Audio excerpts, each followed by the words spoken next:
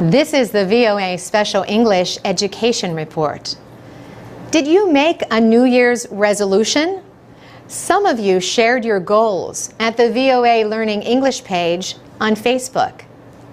And no surprise, many of you said at least one of your goals for 2012 is to speak English better. Daniel Kwan even went so far as to declare, "I'm definitely going to try to study English at least an hour a day." Jose Antonio Velarde says, "My first resolution is to speak English as fluently as my Spanish." And Tuti Riel says, "My New Year's resolution is to be able to speak English and Mandarin fluently and be a better person." Juwita Zulmi says she wants to improve her English and get a scholarship to study overseas. Another goal for 2012, a new boyfriend. Durley Johanna Barreto has these two resolutions: to speak English fluently and to get a job. Hsian Kim also has two goals: to lose weight and improve speaking English. And Katie Cecalina has these resolutions: don't eat meat, I'll take it easy, then to learn Spanish or Italian and find my real love. The last ones will be the most difficult, she thinks. Rafa Mintz's main goal is finishing high school and getting into a university. Lola Wesquito Octobrata says, "I am going to get married and finish my undergraduate study with good results." And Uma Sharif is ready for the next step this year, a master's degree. Handri Permana has this resolution: be more meaningful before my time's up on earth. And Handri has this advice for others: have fun seriously in life. DNL Pajirian has fun playing the video game Defense of the Agents, or DOTA. DNL says, "My New Year's resolution is I want to spend more time on my studying than playing Dota." Refki Aditya's resolution is to not be lazy about studying anymore.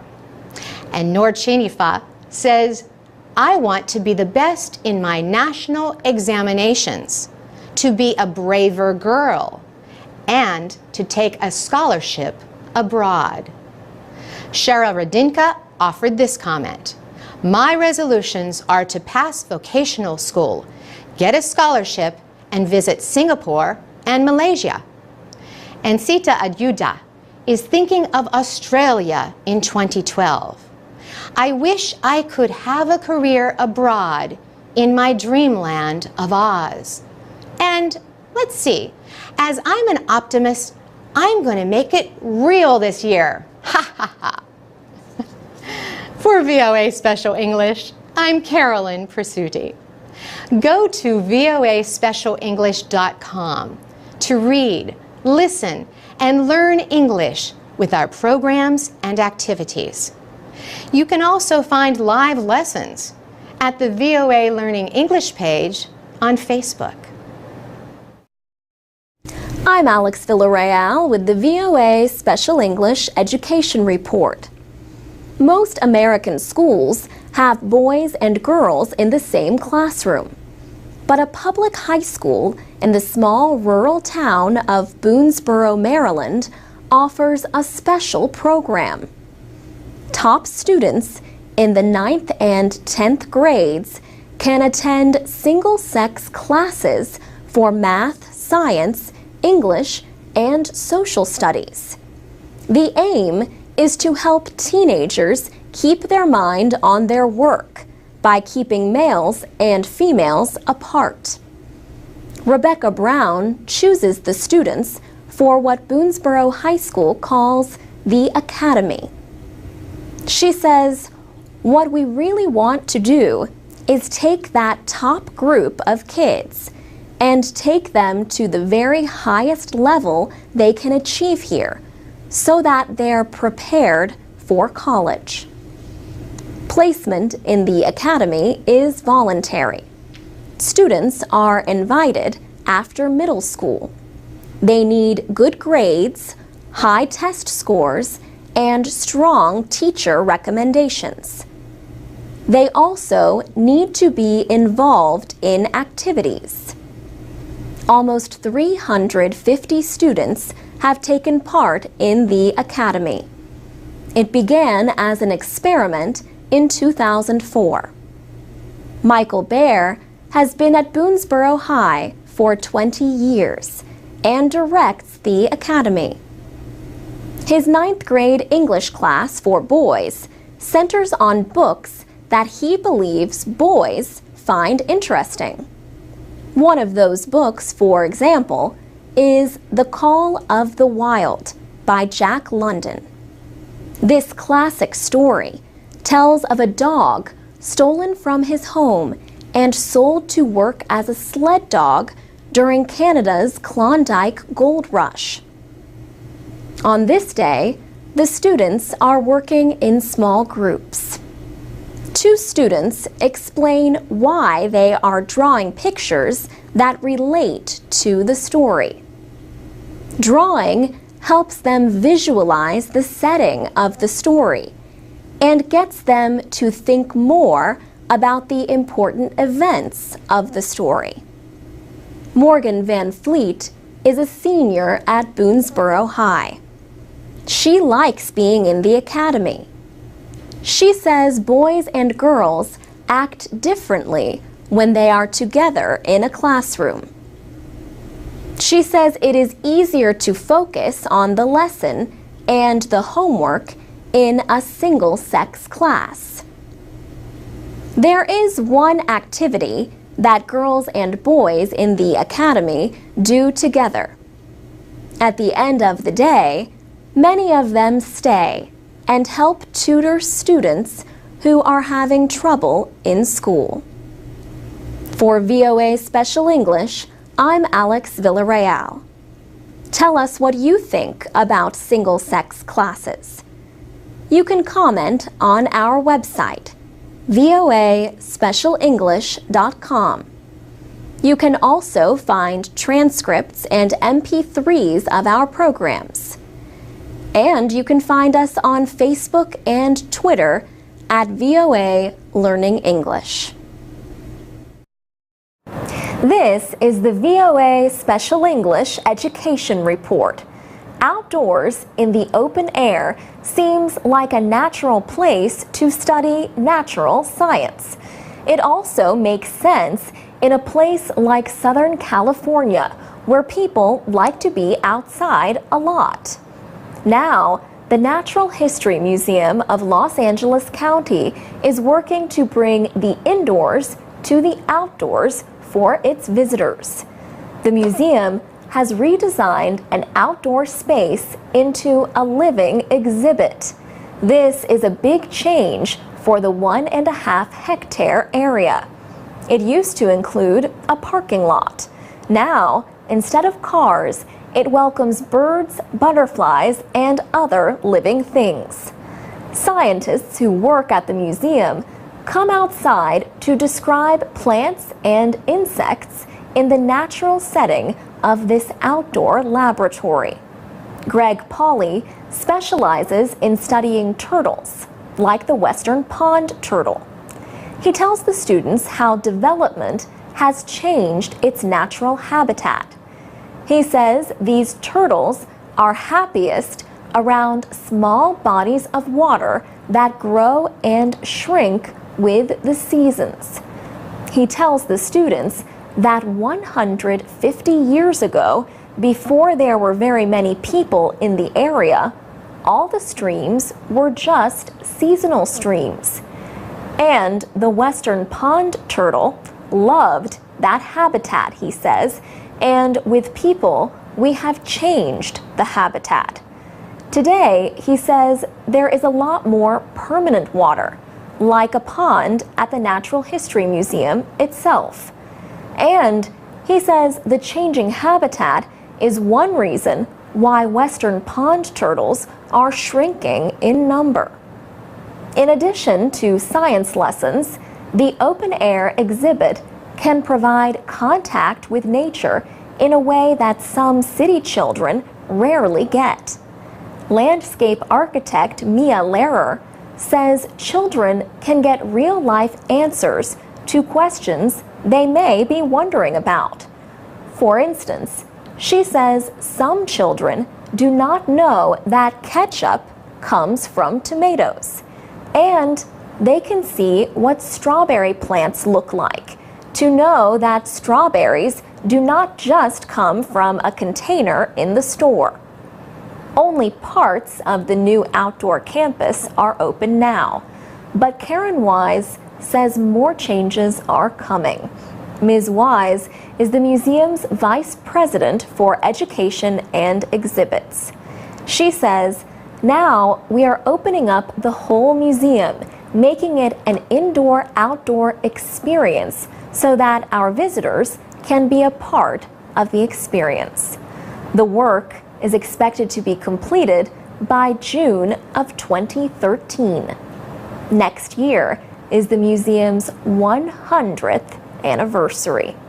For VOA Special English, I'm Alex Villarreal. You can read, listen, and learn English with more education stories at voaspecialenglish.com.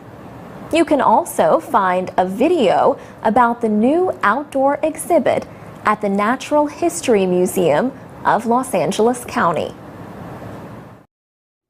This is the VOA Special English Education Report. The Pine Ridge Indian Reservation in the American state of South Dakota is home to the Oglala Sioux tribe. It's also where Nikki Olette is in her first year as the journalism teacher at Little Wound High School. Miss Olette teaches the 12 students on the school newspaper, the Mustang News. She helps them choose story ideas if they need help. She says, sometimes if we're getting stuck, I'll kind of guide them along, but especially lately, they've been the one picking the articles. One student wanted to write her own column, comparing the weather to different parts of her own life. Another student wanted to start writing some song reviews. So now every 2 weeks, she picks out a couple of songs and writes a review about them. The reporters also cover news like a recent flood at the school caused by a broken water pipe. Yet the real story here is that Nikki Olette is the school's first journalism teacher in years. The Mustang News had stopped publishing, but now, not only is it back, copies are included every other week in the Lakota Country Times, a local newspaper. This way, school news reaches parents and other people in the community. Other student newspapers have been incorporated into Native American papers, but not many. The publisher of the Lakota Country Times, Connie Smith, says the public has welcomed the idea. She says, everywhere I go, people are talking to me about how proud they are. The kids do the news. They do the interviews. They take the pictures. Sometimes a teacher may have something that goes in, but mostly it's the students. Connie Smith says the quality is as good as some of the stories that are written by community members for the Lakota Country Times. The idea inspired 2 other schools on the Pine Ridge Reservation to publish their own papers. They take turns being included in the Times. Brooke Chase Alone works on the Mustang News at Little Wound High School. She says her favorite story so far has been covering the history of the annual Bigfoot ride. This is a 2-week trail ride from the Standing Rock Reservation to Wounded Knee. Wounded Knee was where government soldiers killed more than 200 Sioux in 1890. The Army called it a battle. Indians called it a massacre. Brooke has a personal connection to the story she wrote. Her grandfather, Percy White Plume, helped start the Bigfoot ride and one of the original riders, she says. She went to his house and interviewed him about his experience. For VOA Special English, I'm Carolyn Presutti. For more ways to learn American English and stay informed every day, go to voaspecialenglish.com from your computer or mobile device. This is the VOA Special English Education Report. 9 years ago, Maine became the first American state to provide laptop computers to all 7th and 8th graders in public schools. The northeastern state has since expanded that program to about half of its high schools. Now, one school system in Maine has launched a project to provide tablet computers, the Apple iPad, to all kindergartners. Some people have criticized the project as a waste of money, but school officials expect it to increase learning. Lori Gerard teaches 5- and 6-year-olds at Sherwood Heights Elementary School in Auburn, Maine. Before the students collect their iPad, they say a rhyme to remind them how to be careful with it. Fingers on the bottom, thumbs on top. That way my iPad won't drop. Ms. Gerard plans to use different applications to help her create a learning plan for each student.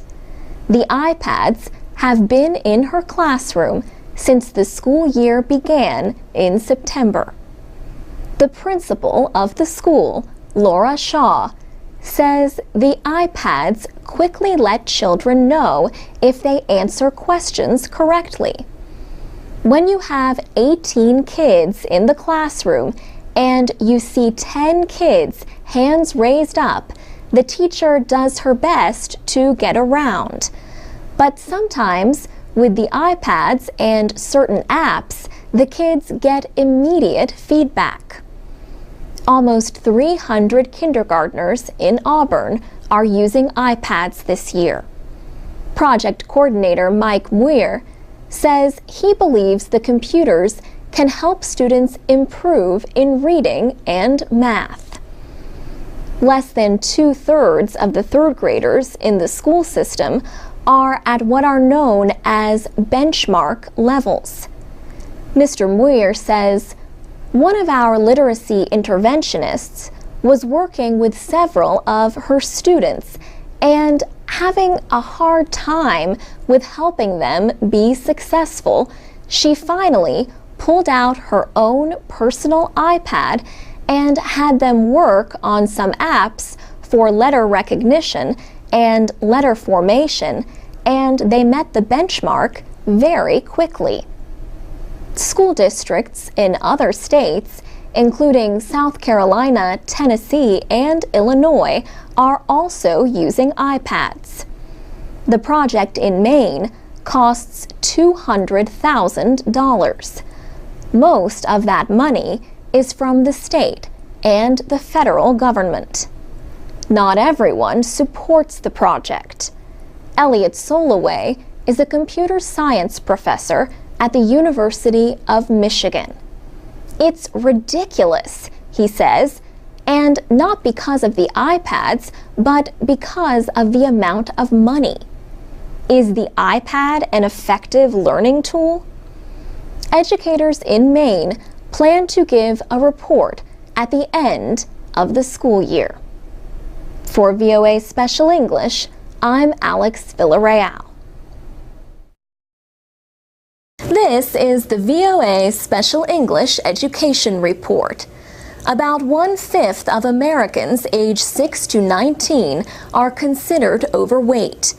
To reduce that number, some schools are teaching children to make better food choices. The E.W. Stokes Public Charter School in Washington has started to include food topics in its third grade math and English programs.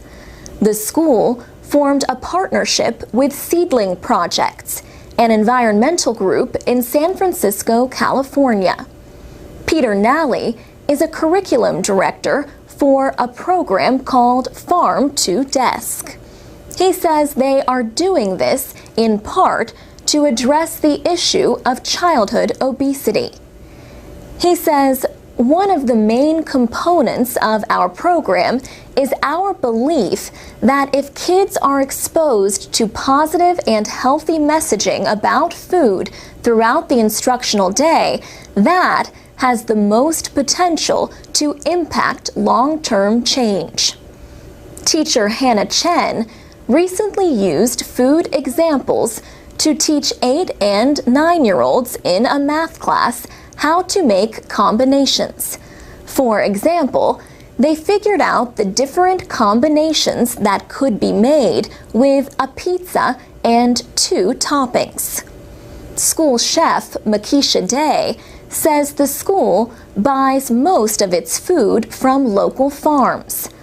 But the school has a garden for the students to grow some of the vegetables themselves. The children, they love it, she says. Teacher Hannah Chen agrees.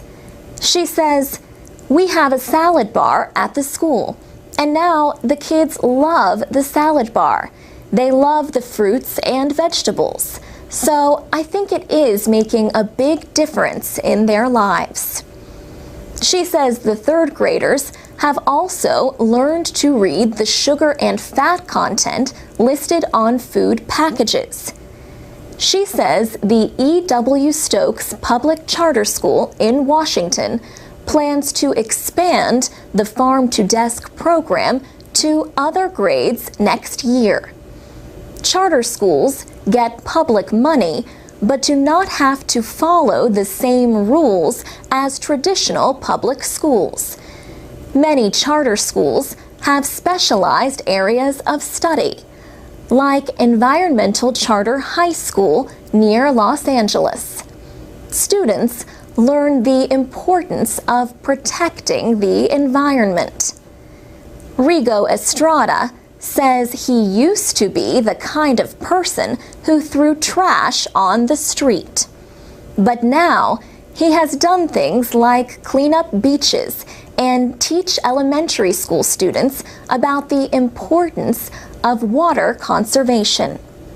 He says he now knows that going green actually is a really serious topic. Students learn from teachers and outside experts, like the owner of an environmentally friendly business. They also learn how to prepare a business plan that they can use to help pay for college. For VOA Special English, I'm Alex Villarreal. This is the VOA Special English Education Report. A few years ago, a university researcher was having problems with an experiment that involved medical imaging. His advisor and his friends had no solutions. The researcher was Iyad Madish at Harvard in Massachusetts. "I was so frustrated," he says. His solution was to start a scientific network for researchers. It lets them connect with each other and share information about their research and their publications. ResearchGate is similar to another social network developed at Harvard, Facebook. But Mr. Madish says the purpose of his site is to make scientists more productive. He says his goal is to win a Nobel Prize. If we think that ResearchGate will accelerate research in all the different fields, it will change the speed of science significantly in the future. So I definitely do believe that ResearchGate could win the Nobel Prize for that one day. Mr. Modish received the support of investors, including a former Facebook executive and the same investment group that put money into Twitter. So far, 900,000 people have signed up as members of ResearchGate.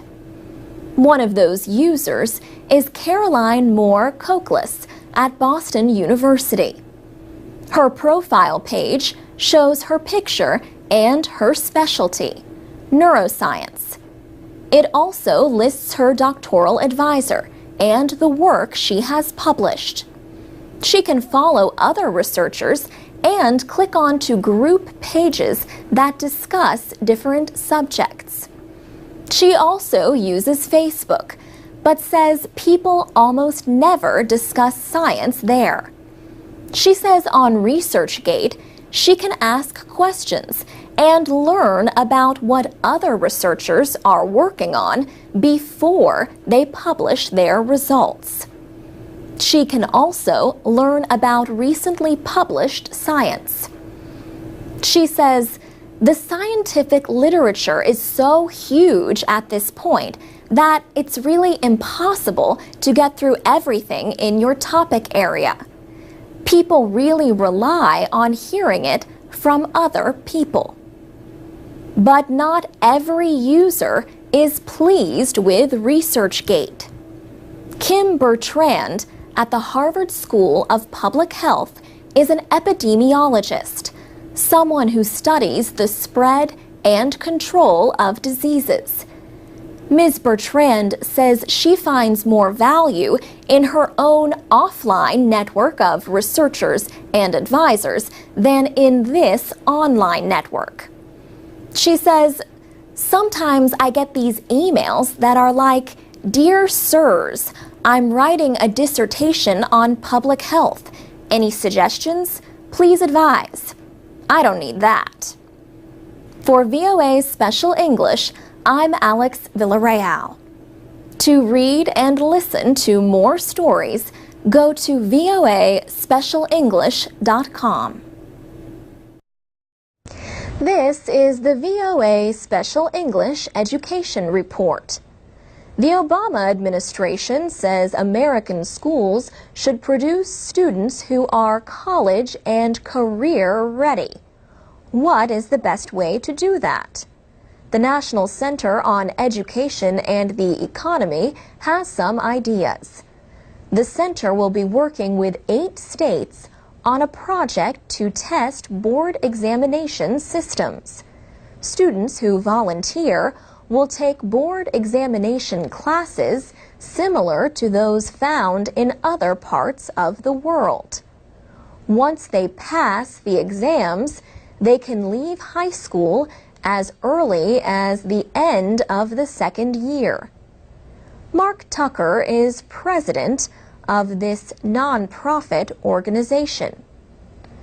He says the aim is to make sure students finish high school with enough skills to succeed in at least a 2-year college.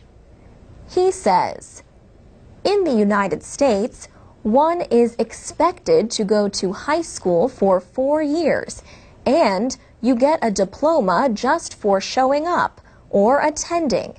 It doesn't particularly attest to any level of accomplishment.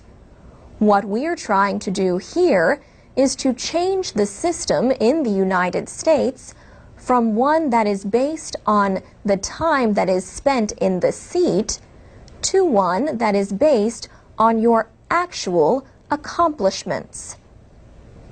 The state projects will start as early as September of 2011. They will involve 10 to 20 high schools in each of 8 states. The states include Connecticut, Kentucky, Maine, and New Hampshire. The others are New Mexico, Pennsylvania, Rhode Island, and Vermont. Some educators and parents do not like the idea of sending students as young as 16 off to college. They say the students may not be socially ready for college. But Mark Tucker says students who pass the exams could stay in high school and take a demanding set of exams at the upper division level. That program is designed to prepare students for entrance into a competitive college or university. The Bill and Melinda Gates Foundation has provided more than $1 million to start the program. Mark Tucker says he expects interest in the idea to grow. He says, "Our hope is that this will become the way school is in the United States. It will become the dominant way of going to high school." And that's the VOA Special English Education Report. Does your country use a board examination system? Tell us about it.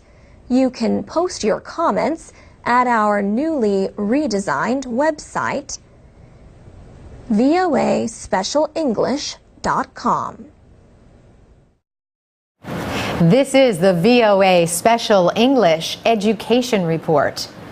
International students have a lot of questions about studying in the United States. But what do you suppose is the most common question? We asked an expert right here in our building. Jessica Stahl is editor of VOA's Student Union blog. Jess blogs for international students interested in American higher education. She says the #1 question she gets is about financial aid and scholarships. Money is everyone's biggest concern. But unfortunately, that question is also the one with the most complicated answer. The short answer is this: financial aid programs are often just for American students, but programs for international students do exist. You just have to look for them. Jess says probably the next most often question is about language skills. People want to know how to improve their English. Of course, one way many students improve their English is with special English, like this program. But we like the Student Union's glossary of confusing words used in education. Readers can send in suggestions. One newly added word is catalog. An international student advisor wrote to say that new students generally have no idea what a university catalog is.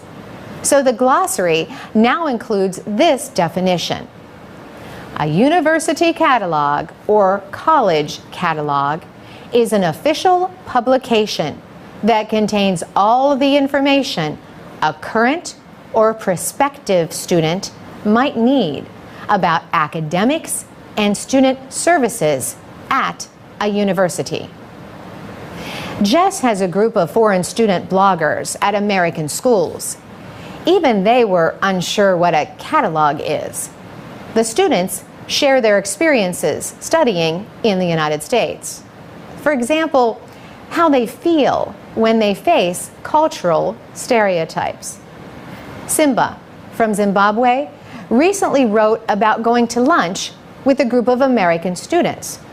Simba said he felt hurt when one of them was surprised to learn that Facebook is available in Zimbabwe. Jess says the Student Union and its Facebook page get a lot of comments. She hears from a lot of students from China, Pakistan, Nigeria, Indonesia, pretty much all over the world.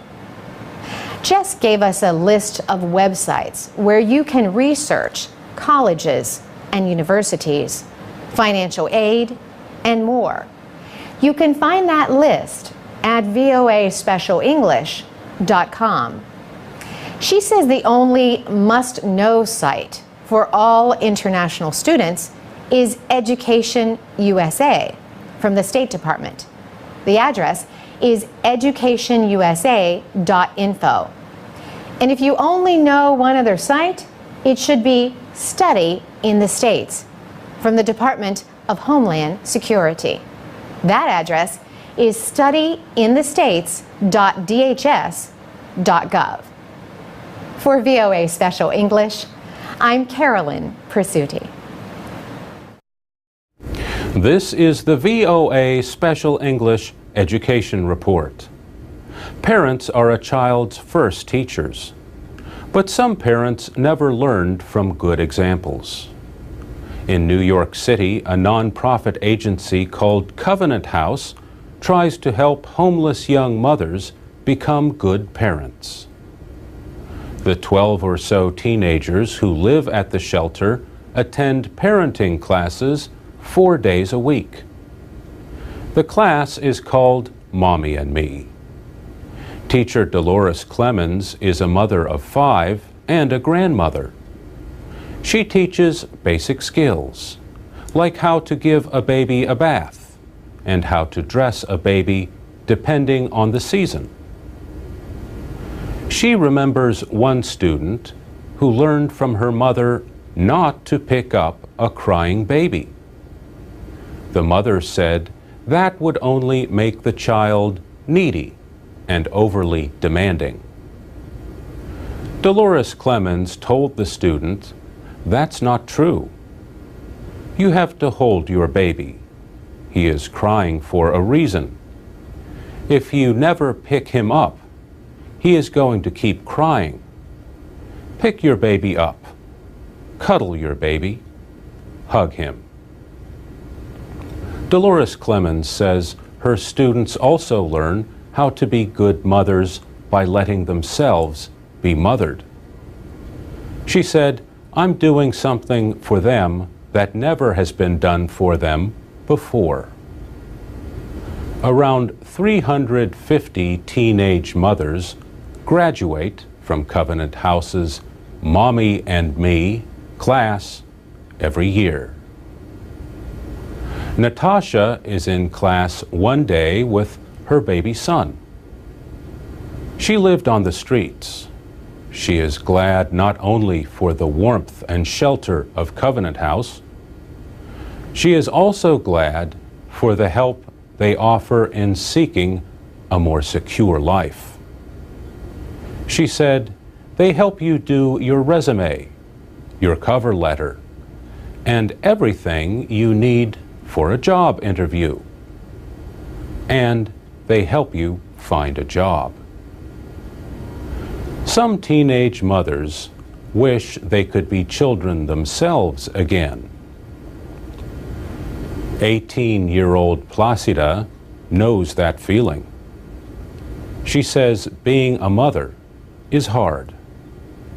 She said, "You have to get up every 2 hours in the middle of the night, and you can't go out and say, 'I am going to buy this for myself.' No. I have to buy Pampers, clothes, and food." The World Health Organization says the United States has 41 births for every 1,000 girls age 15 to 19 per year.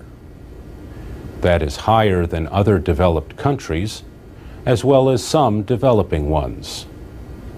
By comparison, Canada has 14 births for every 1,000 girls age 15 to 19, and Mexico has 82. And that's the VOA Special English Education Report. You can comment on this report at voaspecialenglish.com. This is the VOA Special English Education Report. About 18,000 refugees from Burma have come to the United States each year since 2007. Some have settled in Howard County, Maryland, between Baltimore and Washington. A local school began teaching English to the children of the refugees. But while the children learned the language, their parents did not. Currently, almost 50 Burmese youngsters attend Bowman Bridge Elementary School. Laurel Conran teaches English to speakers of other languages. One of her students is Tane Jiang. Another student is Tane's mother, Thien Yang. The teacher practices English with the mother at the mother's workplace. Many Burmese refugees work at Coastal Sunbelt Produce. The company supplies fruits and vegetables to restaurants and other businesses. Laurel Conran started English classes there to help refugees from the country also known as Myanmar. The program is a 6-week session held every Wednesday from 12 to 1 o'clock. Each week, Ms. Conran goes to Coastal Sunbelt. As the Burmese workers eat lunch, they also practice their new language skills. They sit with an English-speaking volunteer in small groups. Lisa Chertok is a manager at the company and also has a child at Bowman Bridge. She helped Ms. Conran develop the lessons. When the Burmese employees got here, they were very, very shy. Now, I find that they are more responsive as employees. They're more communicative. And as parents, they are also more involved in their children's school. Jonathan Davis is the principal of Bowman Bridge Elementary School. He says, "I really see it as the beginning of a great partnership between a business and a school. And we've just begun to scratch the surface with how that could benefit, really, the greater community." Mr. Davis hopes the lessons will help Burmese parents feel better about communicating with the school. Even as simple as making a phone call to say that their son or daughter is sick, even if that's the amount of English that they have gotten from the program, that truly will help us. For their work, Laurel Conran and Lisa Chertok received a Community Builders Award from Howard County. Ms. Conran says, "As a community, we want to work together collaboratively because when everybody works together, it's a win-win situation." And that's the VOA Special English Education Report. We have a video about the program at voaspecialenglish.com. For VOA Special English, I'm Alex Villarreal.